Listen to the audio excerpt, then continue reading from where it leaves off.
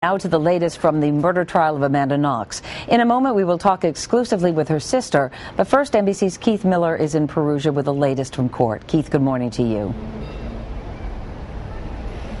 Good morning, Meredith. Well, in fact, Amanda Knox's defense team is attempting to take the prosecution case apart. They called to the stand today one of Italy's leading forensic scientists, and he took the stand with very strong effects.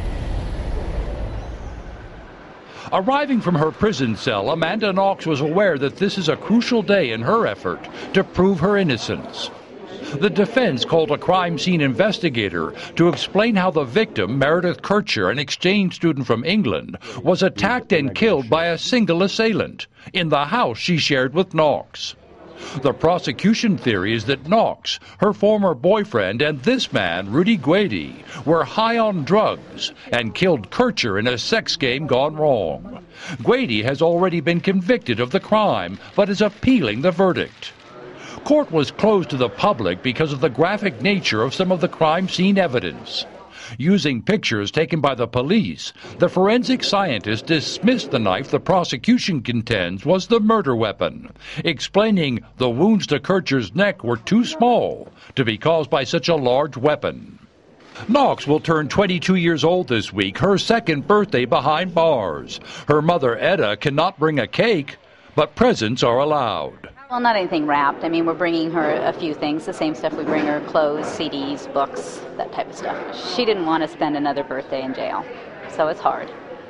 In a bizarre twist to this trial, the prosecutor could also face time in jail.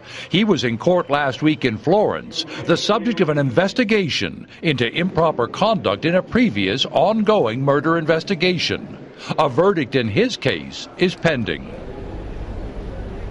And in fact, the way this trial is evolving, you can tell by the nicknames given to Amanda Knox. She started out when she was arrested 20 months ago as Foxy Knoxy. Then the Italian press called her the Black Widow. That morphed into something called Angel Face, and now we're told on good authority that Amanda Knox is known in prison as Bambi. What a trial. Meredith? Keith, you can say that again. Keith Miller, thank you very much. Amanda Knox turns 22 on Thursday, as Keith pointed out, and members of her family are in Perugia to celebrate her birthday with her, including Knox's 20-year-old sister, Deanna. She is with us exclusively this morning. Deanna, good morning to you. Good morning, Meredith.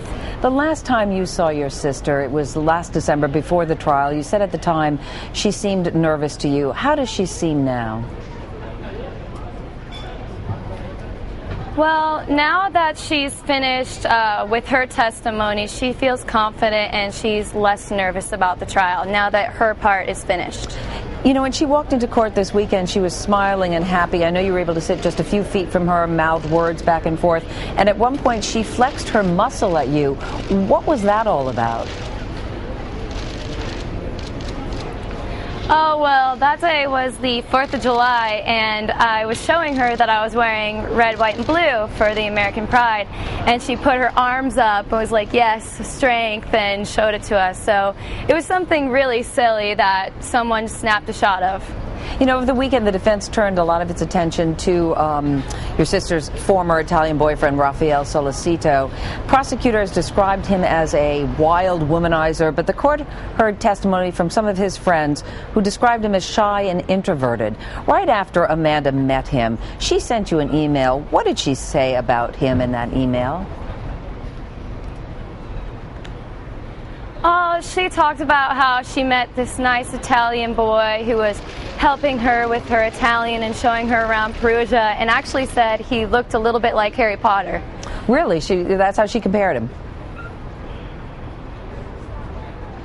Yeah, lighter-haired Harry Potter. If you actually see him in person, you can definitely tell that he looks like him. You know, it's my understanding, Deanna, that they broke up after the arrest, but that they have communicated through letters while in jail, and that on 2 occasions, including this weekend, he actually gave her a piece of chocolate. How would you describe their relationship right now, if there is a relationship? I think their relationship is good. I would describe it as friends. They sit on the same table in the courtroom. They they can't talk, but they smile at each other, and Rafael can also wave at us. Their relationship is good. And I know that he has sent letters to your family as well. What does he write about? Well, he writes to our stepdad about computer game stuff because he's into computers just like our stepdad is. So nothing about the trial, just normal stuff. The last time I talked to your mom and also to a friend of Amanda's, both were confident that when this is all done, she will be released, that she will be found not guilty. Do you share that confidence, especially after this testimony by the forensics expert for the defense, and in his case that it had to be an outside intruder who killed Meredith? Yes, I feel much more confident after today. I've always known that she would be released, but today just boosted everyone's confidence that she will be found innocent very soon. She will be celebrating her 22nd birthday on Thursday. Family and friends will be with her. What present are you giving to her? Well, we're not allowed to bring in a lot of stuff into the jail. We have some clothes for her for stuff that she can wear to trial, and I have a big stack of birthday cards from everyone that she knows that I brought in my suitcase and will give to her as a package in the jail. And your birthday wish for her?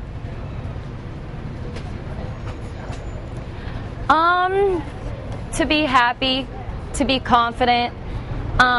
We all know that she's not going to be released by Thursday, so I want her to be confident and happy. Amanda Knox, I thank you so much for joining us this morning. Thank you for having me.